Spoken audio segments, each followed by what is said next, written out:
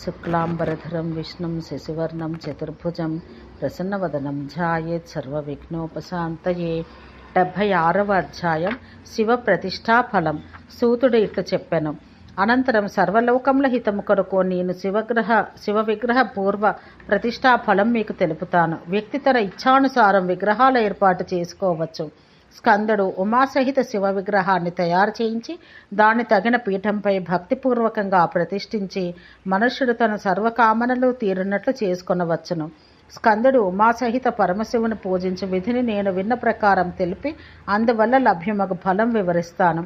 అట్లు చేసిన వారందరూ ప్రళయకాలం వరకు యోగిగా ఉండి శివునితో సమానంగా క్రీడిస్తారు.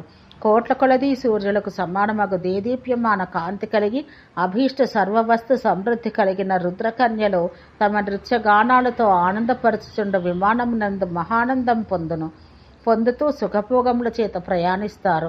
ఆ ప్రయాణంలో వారు ఒక లోకం నుంచి క్రమంగా మరి ఒక లోకానికి పోతూ కుమారలోకం, ఈశానలోకం, విష్ణులోకం, బ్రహ్మలోకం, ప్రజాపతి లోకం, జనలోక, మహర్లోకములకు ప్రయాణిస్తారు.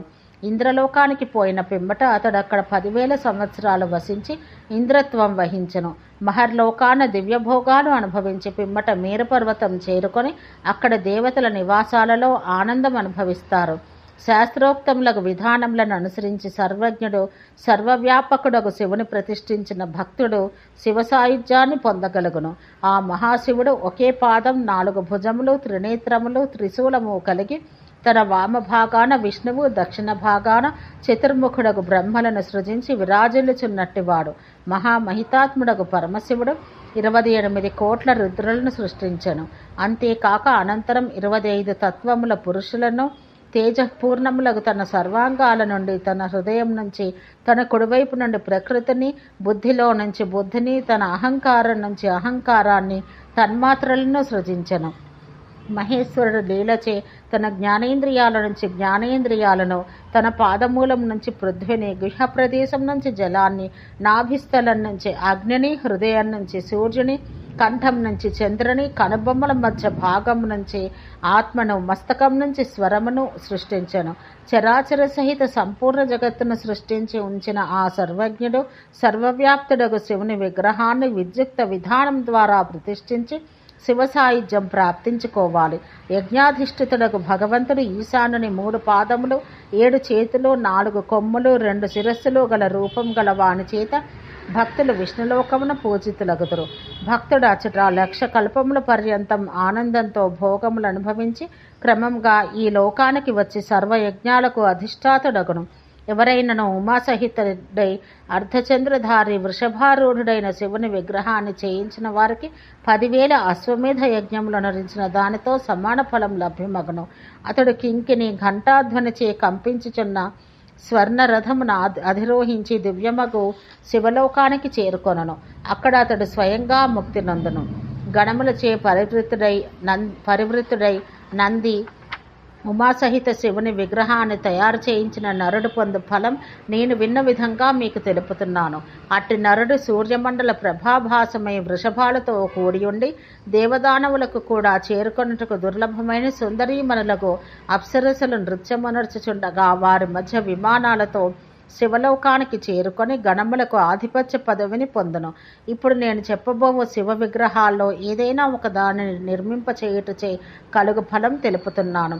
దేవదేవుడకు శివుడు పార్వతితో కూడి నృత్యం చేస్తూ భూతగణాలతో చుట్టుకొని ఉండి 1000 భుజాలు చే చతుర్భుజుడై పరమేశ్వరుడు భృగ్వాది మునులు భూతగణాలు చుట్టుకొని ఉండగా పార్వతితో వృషభధ్వజుడకు శివుడు బ్రహ్మ, విష్ణు, చంద్ర, ఇంద్రాది దేవీ దేవతలచే నమస్కృతుడగచు మాతృకా పరివేష్టితుడైన విగ్రహం చేయించిన నరుడు యజ్ఞ, తప, దాన, తీర్థయాత్ర, దైవతాస్థల దర్శనం చేత లభ్యమగు ఫలమునకు కోట్ల రెట్లు ఫలం పొంది శివలోకం చేరుకొనను.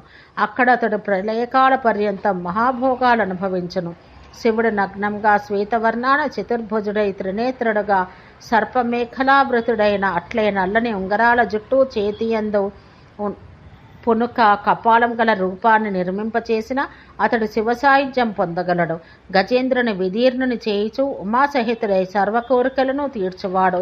కృష్ణ మొదలగు రక్తనేత్రములు మస్తకాన అర్ధచంద్రధారుడై వ్యాఘ్ర చర్మాంబరాన్ని చుట్టుకొని కింది భాగాన జింక చర్మాన్ని వంకరై పదునైన దంతాలను ధరించి చేతిలోని గదను పైకెత్తి ఉండి చేతిలో పుర్రెను ఉంచుకొని హాంఫట్ అను శబ్దంతో సర్వదిశలను కంపింపచేస్తూ తన 2 చేతుల యందును చర్మము శంఖములను ధరించి మందహాసం చేస్తూ గర్జిస్తూ నల్లని సాగర విషం తాగుతూ భూతగణ సమూహాలతో నృత్యం చేస్తూ గణములతో శోభితులకు శివుని విగ్రహం తయారు చేయించిన విఘ్న బాధలన్నీ తొలగిపోగా శివలోకానికి చేరుకొని ప్రళయకాల పర్యంతం మహాభోగాలు అనుభవించును. రుద్రుల నుంచి జ్ఞానప్రాప్తి పొంది పరిపూర్ణంగా మోక్షపదం పొంది శివలోకాన పూజితుడగును. శివుని అర్ధనారీశ్వర ఆకారం చతుర్భుజాలు అభయప్రదానం చేయు భయముక్తి కలిగించినవిగా ఉండి త్రిశూలం కమలం ధరించినవిగా ఉన్న స్త్రీ పురుష రూపాలలో ఉండిన విగ్రహంగా ఉండాలి. ఆ విగ్రహం సర్వాభరణ భూషితంగా ఉండాలి. అట్టి అర్ధనారీశ్వర విగ్రహ నిర్మాణం చేయించి ప్రతిష్ఠింప చేసిన వాడు శివలోకాన్ని చేరుకొని మహాభోగాలు అనుభవించి అనిబాది గుణయుక్తుడు కాగలడు. అచట అతడు చంద్రుడు తారాగణం ఎంతవరకు ఆకాశం ఉందుదురో అంతవరకు అక్షయపూర్వకంగా పూర్వజ్ఞానం పొంది మరలా మోక్షప్రాప్తి పొందను. సర్వజ్ఞుడు దేవేశుడు అగు లకులీశ్వర శివుని విగ్రహం చేయించిన వాడు తన శిష్య ప్రశిష్యులు చుట్టుకొని ఉండగా వ్యాఖ్యానమిస్తున్న ముద్రయందు చేయి పైకెత్తిన రూపాన్ని ప్రతిష్ఠింపచేసిన వ్యక్తి శివలోకానికి పోవును. అక్కడ అతడు విస్తృతమగు భోగములను 100 యుగముల పాటు అనుభవించి జ్ఞాన మార్గాన్ని ప్రాప్తింప చేసుకున్న పిమ్మట స్వయంగా ముక్తి ప్రాప్తి పొందును. దేవతలు అమరుల మధ్య అతడు వసించును. ముందు చెప్పబోవు శివుని ఆకారం గల విగ్రహాలను తయారు చేయించి వారిని ప్రతిష్ఠించిన వ్యక్తి సంసార సాగర బంధాల నుంచి ముక్తిని పొందగలడు.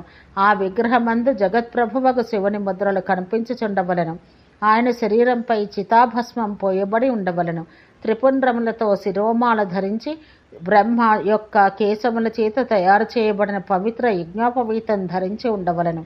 ఆయన తన కుడి చేతి యందు బ్రహ్మకపాలం ఉంచుకొని ఉండాలి. పరమేశ్వర రూపంలో ఆయన విష్ణు శరీర ధారణ చేసి ఉండాలి, అనగా శివనారాయణ రూపంలో ఉండాలి. ఇట్టి వీనియందు ఏ విధమైన ఆకారం గల విగ్రహమునకైనను భక్తిపూర్వకంగా స్థాపించిన ఎడల మనుషులు సంసార సాగరాన్ని అధిగమించగలరు. ఎవరైనను కనీసం ఒక్కమారు నమో నీలకంఠాయ అను ఈ అష్టాక్షరి మంత్రం పఠించిన ఎడల అతడు పాప విముక్తుడగను. భక్తిపూర్వకంగా ఈ మంత్రాన్ని తన శక్తి అనుసారం జపిస్తూ గంధాది సామాగ్రితో శివపూజ నడిచినడల అతడు శివలోకాన గౌరవం పొందగలుగును. మరలా చెప్పబోవు శివరూపాన్ని తయారు చేయించి భక్తిపూర్వకంగా ప్రతిష్ఠింపచేసిన భక్తునికి శివ సాయుధ్యం ప్రాప్తించును. శివుడు జలంధరుని 2 ఖండములుగా చేసెను. ఆ ఖండములే సుదర్శన చక్రానికి మూలములైనవి. పరమేశ్వరుడు శివుని ఇట్టి ఏదైనను రూపాన్ని ప్రతిష్ఠింప చేసిన భక్తుడు శివ సాయుధ్యాన్ని ప్రాప్తింప చేసుకొనును. ఈ విషయంలో సందేహించవలసిన లేక వెనక ముందులాడవలసిన ఆవశ్యకత లేదు. మరలా చెప్పబోవు శివరూపాన్ని తయారు చేయించి భక్తి భావంతో ప్రతిష్ఠింప చేసిన వాడు శివలోకాన గౌరవ భాజనుడగును. ఇంతకుముందు చెప్పిన విధి ప్రకారం సుదర్శన చక్రదాతయ్యకు శివుని పూజ చెయ్యాలి. ఆ శివుని పూజించుటకు విష్ణువు తన నేత్రము సమర్పించను. ఆయన సంతోషితుడై తన అక్షాన్ని కూడా దానముగా ఇచ్చెను. ఏ భక్తుడైనా శివుని ఇట్టి ఆకార రూపం తయారు చేయించి స్థాపింప చేసిన ముఖ్యంగా అందు శివుడు నికుంభ నామకం గల ఘనపీఠంపై నిలబడి ఉండి తన కమల సమానమగు దక్షిణ పాదాన్ని ఆ పీఠంపై దృఢంగా ఉంచి ఎడమవైపు పార్వతిని కౌగిలించి ఉండాలి. ఆయన శూలం యొక్క శిరోభాగమందు కోయిల ఉండాలి. దాని యందు సర్పం మొలత్రాడవలే చుట్టుకొని ఉండాలి. ఆయన అంధకుని వైపు చూస్తూ ఉండగా అతడు భక్తితో ఆయన ముందు చేతులు జోడించి నిలిచి ఉండాలి. ఇట్టి ఆకారం గల విగ్రహం స్థాపించుట చేత భక్తుడు శివ సాయుధ్యం పొందగలుగును.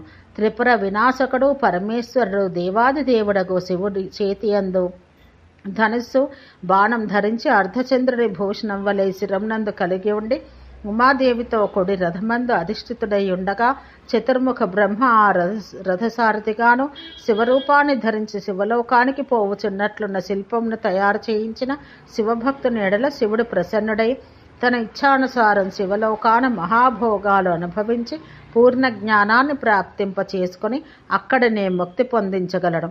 అంతేకాక గంగను ధరించిన శివుడు సుఖోపేతుడై పీఠంపై అధిష్ఠించి శిరంపై చంద్రుని ధరించి గంగా సహితంగా ఉమాదేవి తన ఎడమంకమందు కూర్చుని ఉండగా వినాయక, స్కంద, జ్యేష్ఠ, దుర్గ, భాస్కర, సోమ, బ్రాహ్మణి, మహేశ్వరి, కౌమారి, వైష్ణవి, వారాహి, వరద, ఇంద్రాణి, చాముండ, క్షీరభద్ర, విఘ్నేశ సహితంగా విరాజమానుడై ఉన్న శివుని రూపాన్ని స్థాపింపచేసిన బుద్ధిశాలి యగు భక్తుడు శివసాయుధ్య ప్రాప్తి నందును.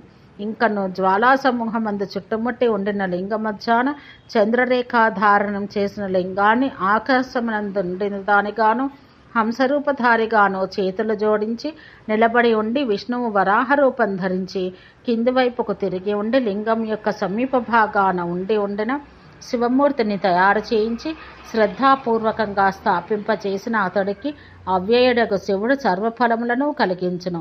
మరలా భయానకమగు మహాలింగం అత్యధిక జలమధ్యం నందు ఉండినట్లు గల విగ్రహాన్ని భక్తిపూర్వకంగా స్థాపింపచేసిన వానికి శివసాయుధ్యం ప్రాప్తించును.